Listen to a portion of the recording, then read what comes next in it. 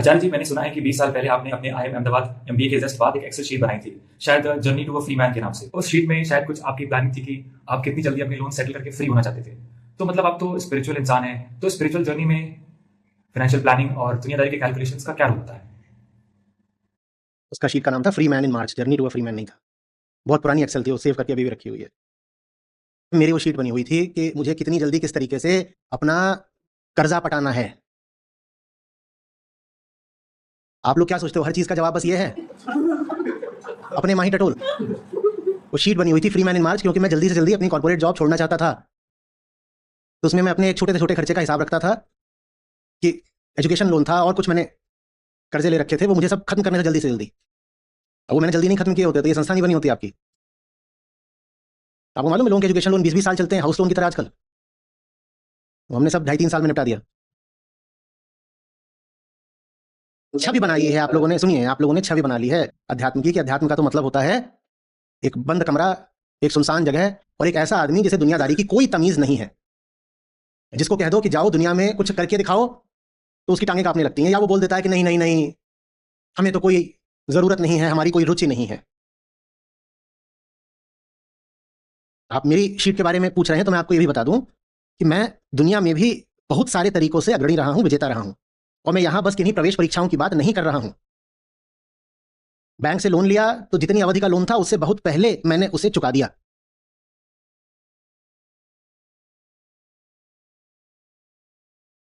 आपने कभी बाइक में 10 रुपए का पेट्रोल डलाया है? कुछ महीनों का एक अंतराल था जब मैं 10 रुपए, और ये तब है जब मेरे पास एक अच्छी कॉर्पोरेट जॉब थी आईएम के बाद। मैं एक एक रुपया रोक रहा था कि मैं, मेरे कुछ दोस्तों ने एक स्टार्टअप शुरू करी थी। मैं दिन में जीई में काम करता था, जनरल इलेक्ट्रिक, और 6-7 बजे वहां से फ्री होकर के मैं चला जाता था और वो जो स्टार्टअप थी मैं उसमें काम करता था, और वो काम चलता था रात में 1 बजे तक, 2 बजे तक। उसके लिए मैं दिल्ली जाता था। जॉब मेरी गुड़गांव में थी, बाइक से जाता था, और वहां से काम खत्म करके रात में 2 बजे मैं वापस गुड़गांव आता था, और बिना जूते उतारे मैं लेट जाता था। जूते, छोटी थी मेरी एक, आप चारपाई बोल लीजिए वो थी, उसमें जूते बाहर लटक रहे होते थे पाँव ऐसे। मैं वैसे ही उठता था, ऑफिस चला जाता था। ऑफिस सुशांत लोक में मेरा फ्लैट था, वहां से मुश्किल से 10 मिनट की दूरी पे था, वहां चला जाता था। 1 घंटे का लंच ब्रेक होता था, उसमें वापस आ जाता था, आधे घंटे फिर नींद पूरी कर लेता था, फिर वापस चला जाता था। 5-6 घंटे की नींद रात में, आधे घंटे के बीच में दोपहर में। वीकेंड पर काम न करना पड़े इसलिए वीकडे पर ही मैं और ज्यादा काम करके निपटा देता था। उसमें एक और मेरा स्वार्थ रहता था, अगर 8-9 बजे तक काम करके निपटा दो तो 8 बजे वहां नीचे कैंटीन में खाना मिलना शुरू हो जाता था, वहीं खाना भी खा लेता था। वो खाना मुफ्त होता था। वहां से बाइक उठा करके दिल्ली, वहां काम किया, वहां से फिर वापस। और वीकेंड्स पर क्या करता था, सैटरडे संडे, ये तो वीकडेज की बात हो गई, तो वो जिसको आप लोगों ने एचआईडीपी के रूप में जाना, मैं जाकर के उसके ट्रायल्स और टेस्टिंग करता था कॉलेजेस में, पढ़ाता था। और पूरे हफ्ते का कोर्स चूंकि मैं 2 ही दिन में पढ़ाता था, तो एक दिन में 6 घंटे 8 घंटे पढ़ाया करता था। ये था free man in March. Free man in a particular year भी नहीं, मैंने ये नहीं कहा था कि फ्री मैन इन 2006 और 7। महीना पकड़ा था कि इस महीने में मुझे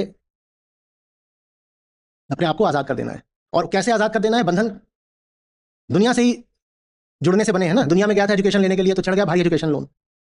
तो दुनिया से फिर कैसे निपटना है इसकी तमीज होनी चाहिए। अब नहीं लगता है, पर मेरे समय में जो लोग थोड़े पुराने होंगे वो जानते होंगे, गैस का सिलेंडर भी लग जाता था कारों में, सस्ता पड़ता था। मैंने वो भी करा है। अरे माने सिलेंडर लगाने की एजेंसी नहीं खोली थी, कल को कुछ भी छाप दो कहीं, क्या पता। क्योंकि दुनिया कैसी है उससे निपटना है मुझे। कौन सी आंतरिक मुक्ति होगी अगर बाहर मैं खुद ही बंधन पाल करके बैठा हुआ हूं।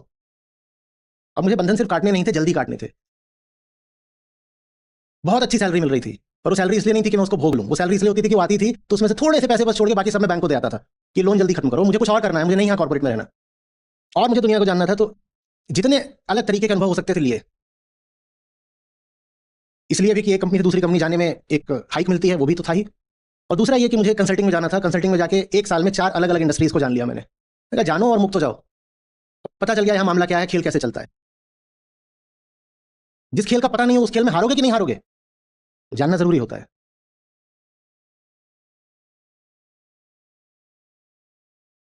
और ये मुझे कम्युनिटी से शिकायत है, बहुत विचित्र किस्म की इनवर्डनेस है। बाहर निकलने से पता नहीं कैसा संकोच है।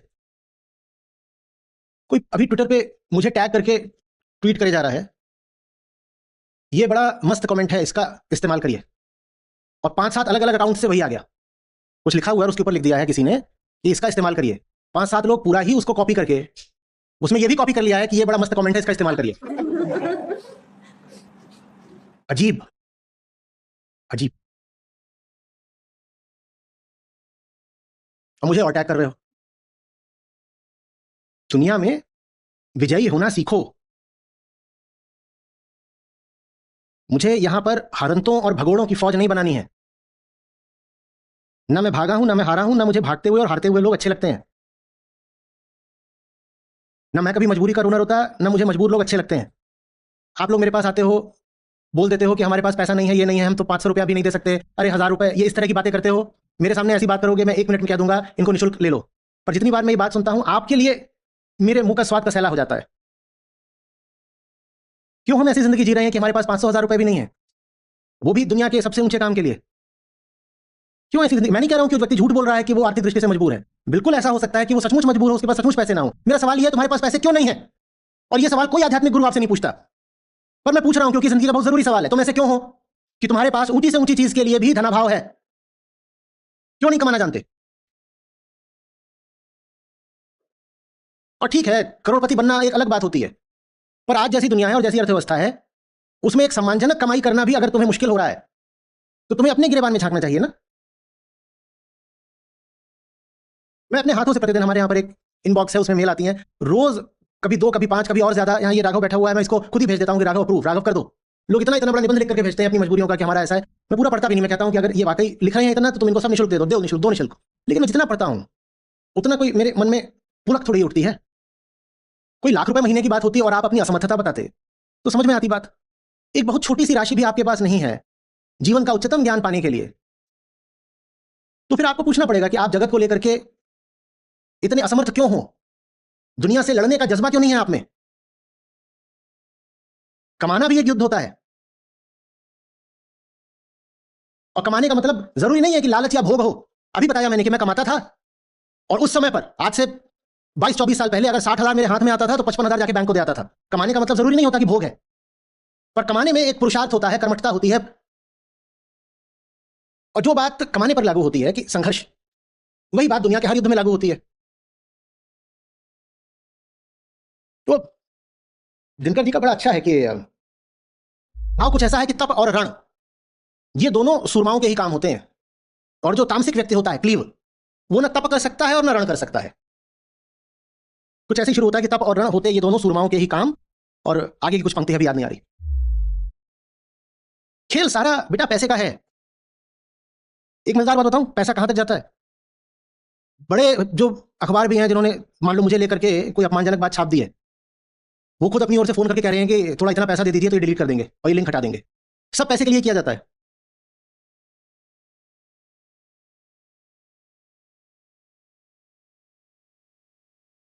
जो लोग मेरे खिलाफ भी ये सब करते हैं, तुम्हें क्या लगता है कि उनकी आस्था पर प्रहार हो रहा है? नहीं, उनकी आस्था पर नहीं, उनके पेट पर प्रहार हो रहा है, उनके लालच पर प्रहार हो रहा है। ये वही लोग हैं जो अंधविश्वास की दुकान चलाते हैं, उन्हीं दुकानों से अपनी पत्नियों के लिए गहने लेके आते हैं। ये मुझे प्रहार न करे तो इनके बच्चों की फीस नहीं जाएगी और बीवी को साड़ी नहीं आएगी, इनकी ये हालत है। दुनिया को समझना सीखो। आस्था युद्ध नहीं है, अर्थ युद्ध है। दो देशों में लड़ाई हो, उनमें से जो ज्यादा बड़ी अर्थव्यवस्था होगी, 99% संभावना है वही देश जीतेगा। दो देशों में लड़ाई हो रही हो, जानना चाहते हो कौन सा देश जीतेगा? बस ये देख लो कि जीडीपी किसका ज्यादा है।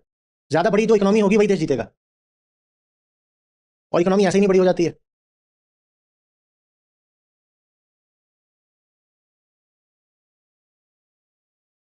गलत मत समझ लेना। मैं दुनिया के रंग में रंग जाने को नहीं कह रहा हूं, मैं दुनिया की दौड़ में फंस जाने को नहीं कह रहा हूं, मैं दुनिया की चक्की में पिसने को नहीं कह रहा हूं।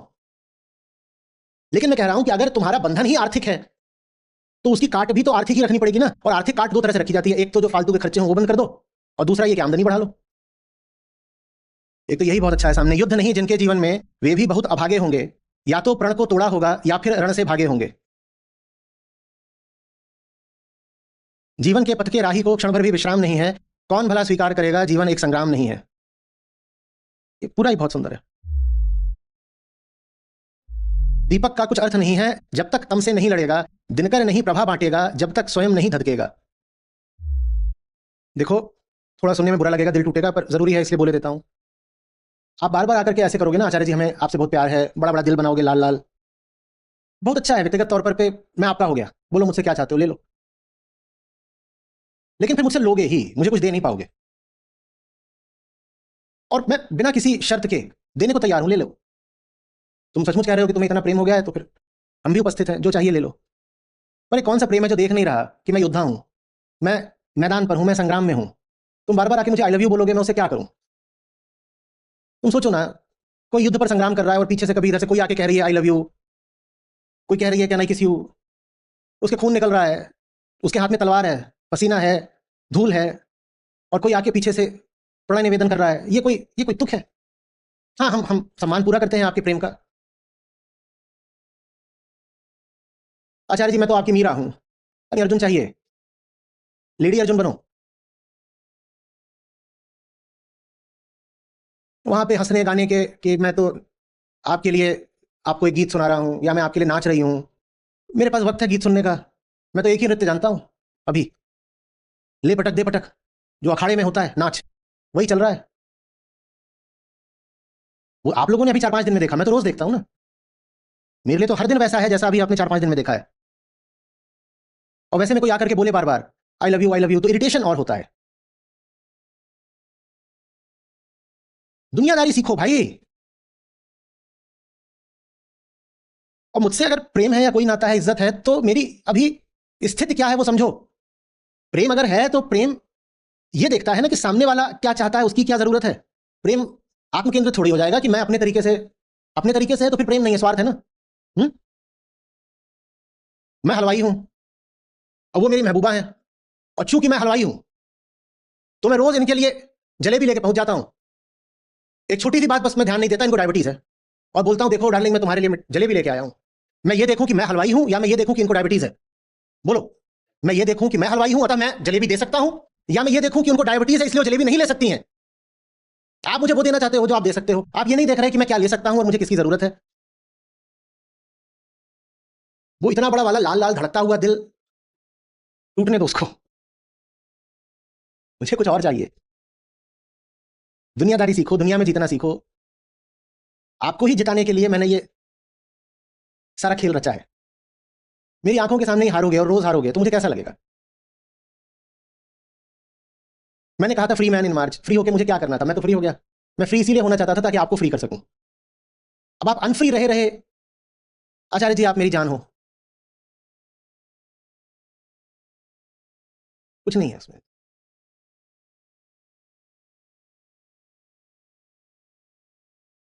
अभी बोल दिया है तो कितनी बद्दुआएं आ रही होंगी। हम्म? क्या करूं, मेरा तो इतिहास ही रहा है दिलों को तोड़ने का। हर दिशा से आरोप ही यही रहा है कि ये बंदा किसी के प्यार की कीमत नहीं करता।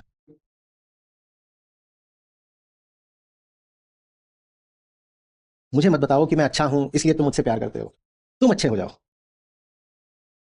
मुझे मत बताओ कि मैं प्यार के काबिल हूं, आप अपनी पूरी काबिलियत पालो। हम्म? आपकी जीत में ही मेरा गौरव है। जाइए संघर्ष करिए, जहां भी हैं आप, जिन भी बंधनों में उलझे हुए हैं उनको तोड़िए, जूझिए। गलत शहर में फंसे हैं तो शहर छोड़िए, गलत नौकरी में हैं तो नौकरी छोड़िए, गलत मान्यताओं में हैं तो मान्यता छोड़िए, दुकान चलाते हैं आमदनी नहीं हो रही है तो और जूझ कर मेहनत करिए,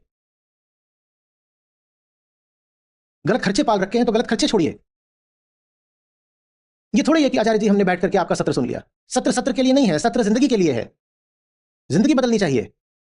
मैं जिंदगी में आपको जूझते हुए और जीतते हुए देखना चाहता हूं। और जो लोग मेरे पास गीता के लिए आए हैं बस और जिंदगी के लिए नहीं आए, उनको जिंदगी तो नहीं ही मिलेगी, उनको गीता भी नहीं मिलेगी।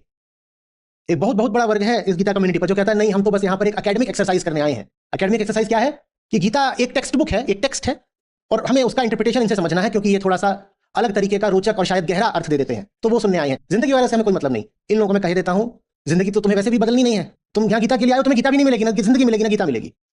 गीता भी सिर्फ उनको मिलेगी जो जिंदगी इसे जूझने को तैयार हो गीता की रोशनी में। मैं कोई संस्कृत साहित्य का शिक्षक हूं क्या, या हिंदी लिटरेचर का, कि तुमको यहां बैठ करके संदर्भ प्रसंग भावार्थ बता रहा हूं एक एक पंक्ति का? जान लगा करके प्रयास करो, उसके बाद परिणाम जो भी आता है उसको जीत मानो,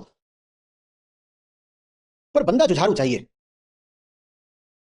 मैं छोटा था तभी से ना, टीवी पर कोई भी मैच आ रहा होता था, मैं बहुत जानू भी ना वहां पे, मेरी कोई रुचि भी ना हो, लेकिन उसमें जो भी अंडरडॉग होता था मैं उसके साथ हो जाता था। समझ में आ रही बात? मान लो ग्रैंड स्लैम कोई है, विंबलडन है, ये सब आया करते थे, दूरदर्शन पर भी आते थे। अब सेमीफाइनल आ रहा है, ठीक है, और उसमें मैच चल रहा है माइकल चांग और बोरिस बेकर का। माइकल चांग का नाम ना सुना होगा आपने बहुत लोगों ने, वो लड़का सा था। तो मैं बस ये देख लूं कि रैंक किसकी नीचे है, सीडिंग किसकी नीचे है, और जो नीचे वाला है मैं उसके साथ हूं, मेरे साथ होने से कोई फर्क नहीं पड़ता। पर मजा तो तब आता है ना जब अंडरडॉग जीते। जो पहले से ही ऊपर बैठा हुआ है वो जीत रहा है, तो उसकी तरफदारी करके मुझे क्या मिलेगा? और मैं गौरव के साथ कह सकता हूं कि अपनी जिंदगी में भी जो मैंने लड़ाइयां लड़ी हैं सब की सब अंडरडॉग होकर लड़ी हैं, और बहुत सारी जीती भी हैं।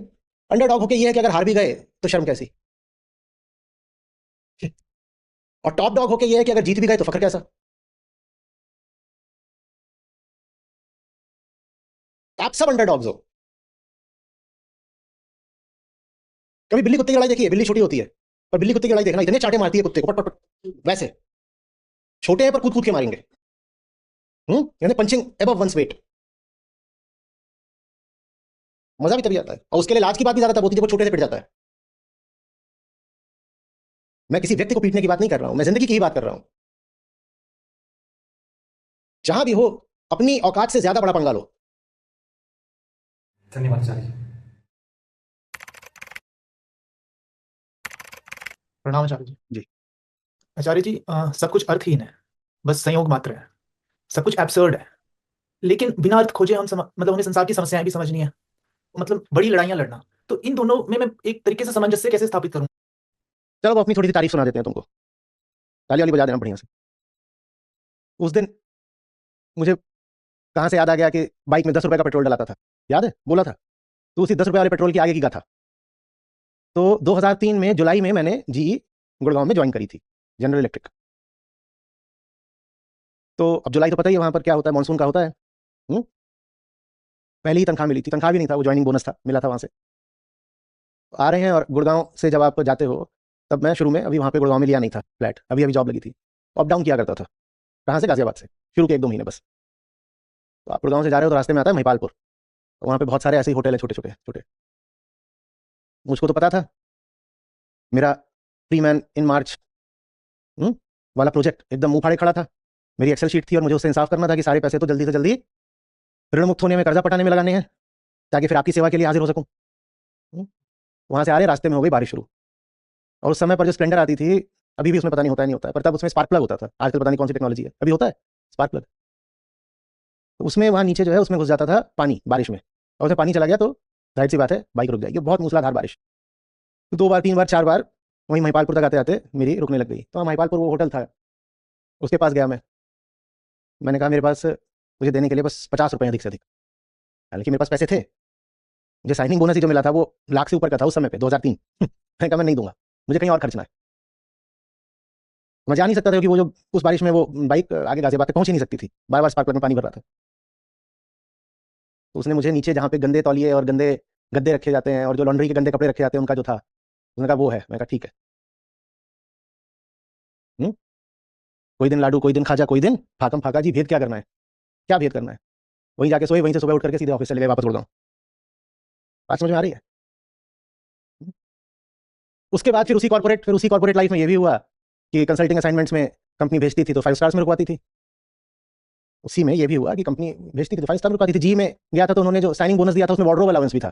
वार्डरोब अलाउंस ये था कि आप एक बड़ी एमएनसी, दुनिया की सबसे बड़ी एमएनसी में से एक में मैनेजरियल पोस्ट पर ज्वाइन कर रहे हैं, तो आप पहले तो जा करके कई कई हजार के आप कपड़े खरीदिए ताकि आप जब आए तो आप बिल्कुल लगने चाहिए कि आप जी के मैनेजर हो। क्या लगना चाहिए, सब एक बराबर है। तुम इन चीज़ों में अंतर नहीं करना होता है। कभी 5 स्टार कमरा भी मिल जाएगा, अच्छी बात है, और कभी बेसमेंट में जाकर के जहाँ पर वो सड़े हुए तौलिए और सब उनकी गंदी लॉन्ड्री और गंदे गद्दे गद्दे पड़े हैं वहाँ पे सोना पड़ रहा है, वो भी अच्छी बात है। समझ में आ रही है बात? आज़ादी और गुलामी में अंतर है, वो अंतर हम पकड़ेंगे, बाकी हम नहीं अंतर मानेंगे। मान अपमान में अंतर नहीं मानेंगे। अपमान सहकर अपना काम होता है, बहुत अच्छी बात है। हाँ, काम हुआ कि काम नहीं हुआ इसमें हम अंतर मानेंगे। बहुत मान मिल गया, काम नहीं हुआ, तो ये कोई बात है? मान पाने के लिए ही काम छोड़ दिया, ये कोई बात है? भेद करना पड़ता है, पर साधक की तरह भेद करो, मूर्ख की तरह नहीं। और अगर सही भेद कर रहे हो तो सही भेद करते करते एक दिन अभेद में पहुंच जाते हो, फिर भेद करने की कोई जरूरत ही नहीं बचती। पर बहुत आखिरी बात है, उसकी हम बात भी नहीं करेंगे। हम तो जीवन भर बात करेंगे सही भेद करने की, डिस्क्रिशन, विवेक, विभाजन रेखा सही जगह पर खींचनी है। समझ में आ रही बात ये है? जी सर। हर निर्णय को उसी एक फिल्टर से हमने देखना है कि ये मुझे मुक्ति की ओर ले जा रहा है या मुझे हाँ, उसके हाँ, विपरीत, हाँ, हाँ, और उसी दिशा में बहते रहें। हाँ, हाँ, हाँ। और ये अभी जीवन भर जो करना आपने पड़ेगा। हाँ बोलो। एक ज़ेन आपने कहानी सुनाई थी, उस आप जब बता रहे थे तो मुझे याद आई कि वो जो एक साधु होता है, पेड़ से पहले पेड़ से कुछ नहीं गिरता, दूसरे से गिरता है, फिर तीसरे से फल गिरता है अपने। तो वही आपकी बात से मुझे उसी कहानी की याद आ रही थी कि मिले तो वो 5 स्टार का भी वैसा ही है, और नहीं मिले तो फिर बस वो हमारी लिबरेशन की ओर होना चाहिए हर हर हमारा स्टेप। कोई बड़ी बात नहीं कि ये जो मैं घटना बता रहा हूँ ये 2003 की घटना, और 2003 में ही किसी 5 स्टार में रुक गया हूँ या कंपनी ने ही डिनर करा दिया, कुछ ऐसा बिल्कुल हो सकता है। 2003 में नहीं हुआ वो तो अगले साल हुआ होगा, अगले साल तो बाकायदा कंसल्टिंग में आ गया था, हुआ होगा। पर ना इसका अंतर पड़ना चाहिए ना उसका अंतर पड़ना चाहिए, इनमें कोई अंतर है ही नहीं। जहां अंतर नहीं है वहां अंतर देखना मूर्खता की बात है, और जहां अंतर है वहां अंतर न देखना और बड़ी मूर्खता की बात है। 5 स्टार के चक्कर में कॉर्पोरेट लाइफ में ही फंसा रह जाता, कितनी बड़ी मूर्खता हो जाती। हम्म? तो जब तक अहंकार है तो उसको भेद तो करना पड़ेगा। भेद माने difference, separation, seeing one as superior to the other, ये करना पड़ेगा। But where are you drawing the boundary, what is the criteria of demarcation, ये बहुत जरूरी है। तुम जवान हो, तुम अपने लिए कोई साथी चुन चुके हो या चुनोगे, अब तुम उसमें चुनोगे तो चुनने का तो मतलब ही होता है ना भेद स्थापित करना। चुनने का मतलब ही होता है कि 5 है तो एक को इधर किया, 4 को उधर किया, यही होता है ना चुनना। आधार क्या है? चुनना तो है ही, आधार क्या है? आधार यह है कि कौन सेक्सी है और कौन ऑर्डिनरी है, या आधार यह है कि किसके खोपड़े में क्या है? हुँ? तो अध्यात्म चुनने को नहीं मना करता, वो कहता है सही आधार पर तो चुनो। चुनो, चुने बिना तो काम चलेगा ही नहीं। क्राइटेरिया सही होना चाहिए। ये नहीं कि फ्रेश रोटी के लिए गुलामी की रोटी खा ली, क्योंकि गुरुजी ने बोला है कि फ्रेश रोटी सुपर फूड होता है। मुझे ये सब लानतें भेजते हैं, कहते हैं कि आप वैसे तो आचार्य हैं और खुद अपना देखिए आपका खाना पीना कैसा है, कभी पैकेट फाड़ के नमकीन पूरी ऐसे अंदर डाल दी। कि कौन अब उसको थोड़ा थोड़ा उसमें हाथ डाल के करे, तो पूरा फाड़ो और ऐसे लेके पूरी एक बार में अंदर। नहीं, ये कोई तरीका है? कोई देख लेगा तो लानतें भेजेगा। और क्या खा रहे हैं, कभी मैगी बना रहे हैं, कभी कुछ। ये नहीं कि मैं हमेशा यही खाता हूँ, पर मतलब जब भी पकड़ा जाता हूँ तो यही खाते पकड़ा जाता हूँ, वो मेरा दुर्भाग्य है। कहते हैं आप ये सब यही करते रहते हो, 2 रात पहले का लेके फ्रिज में छुपा दिया और बाद में जाके खा रहे थे उसको, भी बिना गर्म करे। क्यों कर रहे हो? मुझे कोई शौक नहीं है, मुझे भी बहुत अच्छा है कि मुझे सेहतमंद खाना वगैरह मिल जाए, बहुत अच्छी बात है। पर मैंने वही सब देखा होता तो आज तुम्हारे लिए मैं यहां तक नहीं आ पाता। उन्हीं सब चीजों पे मैंने बहुत ध्यान दिया होता तो आज यहां तुम्हारे सामने खड़ा ही नहीं होता मैं।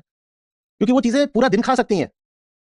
इतने बजे नहाना है और कुकुम्बर यहाँ ऐसे लगाना है, और ये नहीं कि मुझे पता नहीं है, मुझे भी वो सब पता है। और नहीं पता हो तो जाकर के गूगल से पूछ लो, चैट जीपीटी से पूछ लो, छोटी बातें हैं तो सबको पता चल जाएगा, इसमें कौन सा भारी ज्ञान है। टर्मरिक को ऐसे यहाँ पे लगाना चाहिए पिछवाड़े में, उससे एकदम शाइन आ जाती है। मैं पिछवाड़ा ही चमकाता रह जाऊं तो जिंदगी कब चमकती? कहीं ना कहीं तो ध्यान देना पड़ेगा, सही जगह पर ध्यान दो। जब मुक्त हो जाओगे, पारमार्थिक पहुंच जाओगे, तब किसी भी विषय पर ध्यान देने की बाध्यता से आजादी हो जाएगी। पर जब तक वहां नहीं पहुंचे हो, किसी को तो चुनना पड़ेगा ध्यान देने के लिए, और बाकियों को कहना पड़ेगा तुम पर ध्यान नहीं देते, तुम्हारी फिक्र नहीं करते। यही बात तुम्हारी जिंदगी का फैसला कर देगी कि किस पर ध्यान देते हो और किसके प्रति उदासीन हो जाते हो। बेकार की बातों पर ध्यान देना बंद करो। कर्म तो होगा ही, तो हम वो करेंगे जो सबसे जरूरी। हाँ बहुत बढ़िया, ऐसे कहो चुनना तो है ही, बिना चुने तो चल ही नहीं सकते। वो कोई मुक्त पुरुष होते हैं जिन्हें चुनना नहीं पड़ता, हमें तो चुनना है। तो जब चुनना ही है तो सही चुनाव करेंगे, और जहां भेद नहीं वहां भेद नहीं देखेंगे। शर्ट खरीदने गए हो, अब ये मत कहो कि नहीं मुझे फलानी वेवलेंथ वाला पिंक चाहिए। अरे काली मिले तो काली ले आओ, सफेद मिले तो सफेद ले आओ, एक बार में 4 ले आओ, समय बचाओ। वहां पर खड़े होकर क्या कर रहे हैं, 8 घंटे से एक स्पेशल वाला वायलेट कलर ढूंढ रहे हैं, ये कौन सा भेद कर रहे हो तुम? यहाँ कोई भेद नहीं है, कुछ भी पहन लो। समय बचाओ, समय दूसरी चीज में लगाओ, भेद वहां करो।